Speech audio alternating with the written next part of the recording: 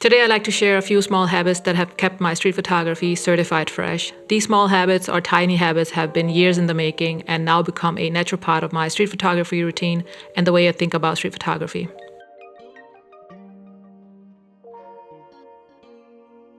If you're new here, welcome. If you're returning, welcome back. So I also have a newsletter and a blog with a B where I further obsess about street photography. I also have a complete overview of the gear I use for doing street photography and also making content for this channel.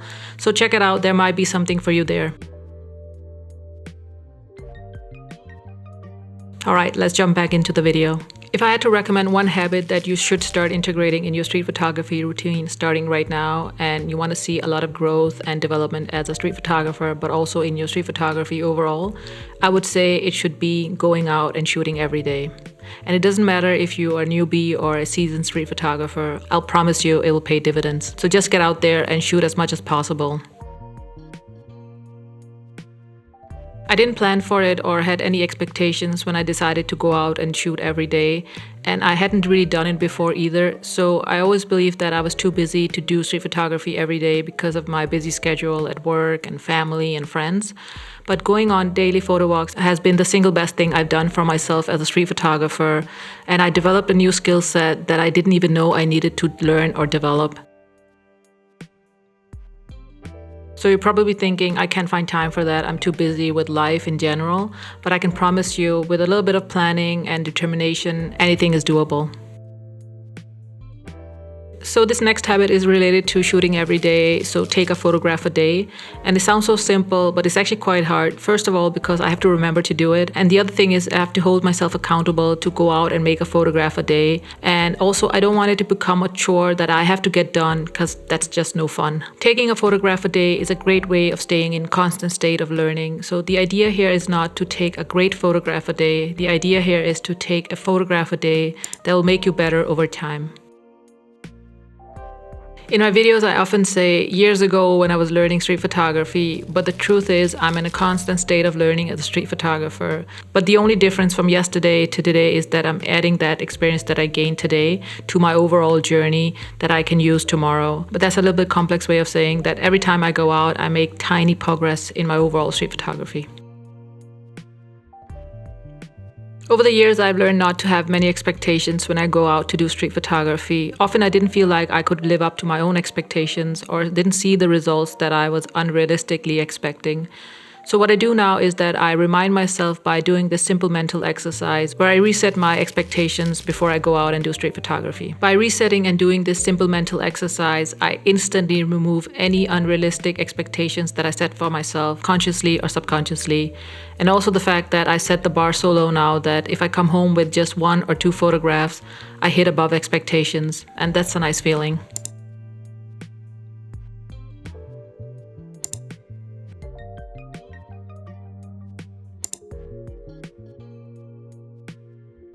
One thing is to be interesting as a person, but as a street photographer, it's more important to be genuinely interested in things that we're doing. So if you're a newbie street photographer, you might be learning about exposure triangle or composition, or as a seasoned street photographer, you might pick up a new technique you want to learn to elevate your current skill set. For me as a street photographer, it's very important to be interested and stay interested. Also because I get easily bored, but for whatever reason, I managed to stay interested in street photography for over 8 years. Well, it's not some reason, it's actually the small habits that I'm talking about today that kept my street photography very fresh over the years.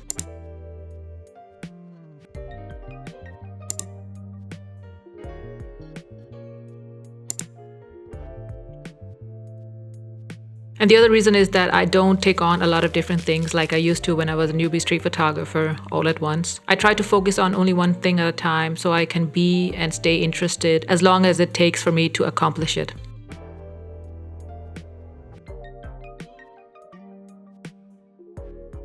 I talked about keeping a notebook on my street photography a few times on my channel before, and this small habit has been such a surprising addition to my street kit. I recently wrote a blog post about it. You can find it on my website, and I apparently had more to say about it than I initially thought, and you can read all about it and why that is. I like documenting my street photography journey, obviously through my photographs, but there's just something special about documenting through putting pen to paper and months and years later coming back and rereading those notes and being brought back to that special moment in time where that photograph was made.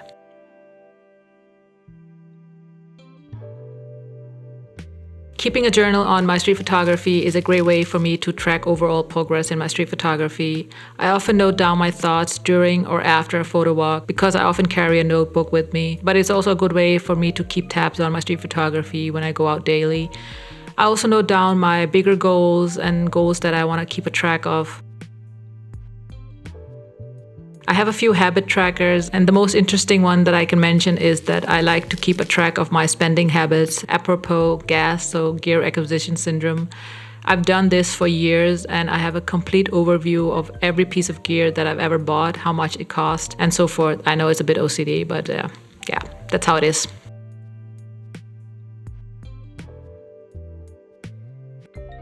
Small habits, big impact. These small habits requires little effort from me to keep my street photography fresh and me coming back for more. All right, I'll see you in the next one.